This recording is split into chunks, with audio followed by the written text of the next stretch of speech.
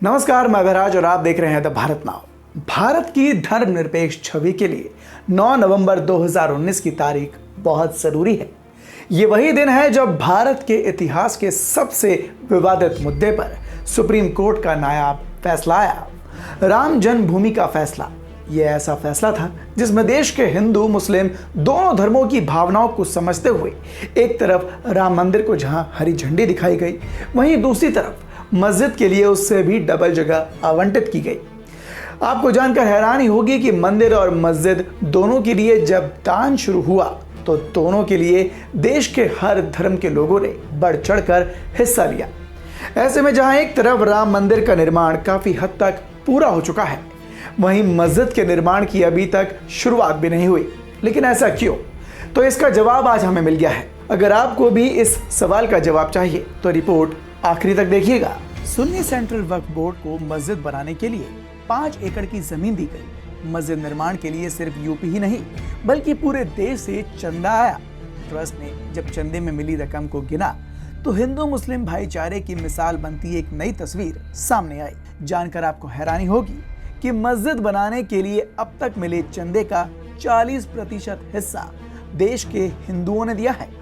ठीक ऐसे ही राम मंदिर के लिए भी हैदराबाद के निजाम की तरफ से चांदी की ईंटें दी गई और देश के मुस्लिम नागरिकों ने खुले मन से दान दिया। लेकिन फिर भी राम मंदिर जहां हर रोज अपने मुकाम तक पहुंचने की राह पर है, वहीं दूसरी तरफ मस्जिद का काम ठंडा क्यों पड़ा है? सुप्रीम कोर्ट के फैसले के 3 साल बाद भी मस्जिद निर्माण का काम क्यों अटका हुआ है?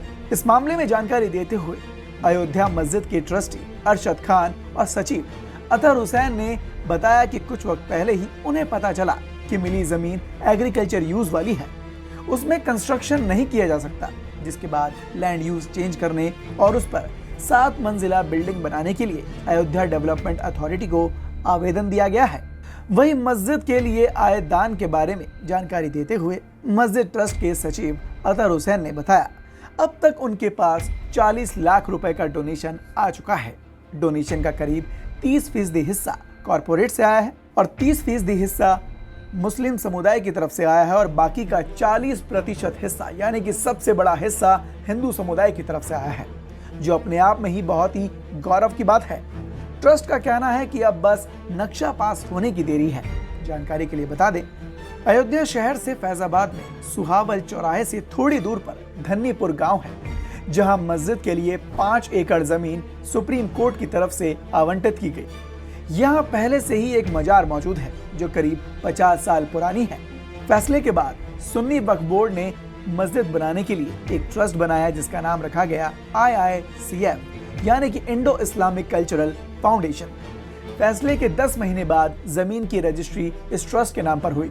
अब ये ट्रस्ट ही जमीन पर एक बड़ी भव्य मस्जिद बनवाएगा जिसमें एक साथ 2000 से ज्यादा नमाजी नमाज अदा कर सकेंगे। इसके अलावा मस्जिद के पास 3 और इमारतें बनाई जाएंगी और इसी तरह का प्रस्ताव रखा गया है जिसमें सभी धर्मों के लोगों के लिए जाने की अनुमति होगी। पहली बिल्डिंग मेदांता की तर्ज पर बनेगी जो कि एक हाईटेक हॉस्पिटल होगा, जिसमें 300 बेड का मल्टी स्पेशलिस्ट हॉस्पिटल बनाया जाएगा जिसमें इलाज पूरी तरह से फ्री रहेगा। दूसरी बिल्डिंग में फ्री में खाना खिलाने वाली कम्युनिटी किचन जिसमें हर दिन 1000 से ज्यादा लोग खाना खा सकेंगे। वहीं तीसरी बिल्डिंग में मुस्लिमों का योगदान समझाने वाला रिसर्च सेंटर होगा।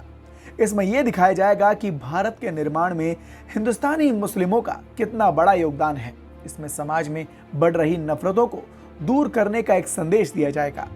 हालांकि मस्जिद निर्माण के शुरू ना हो पाने के पीछे सिर्फ यही वजह नहीं है, इसके पीछे कहीं ना कहीं मुस्लिम समाज में आपसी कलह भी है, जिसमें AIMIM प्रमुख असदुद्दीन ओवैसी जैसे नेताओं ने मस्जिद के डिजाइन के खिलाफ अपना कड़ा विरोध जताया था।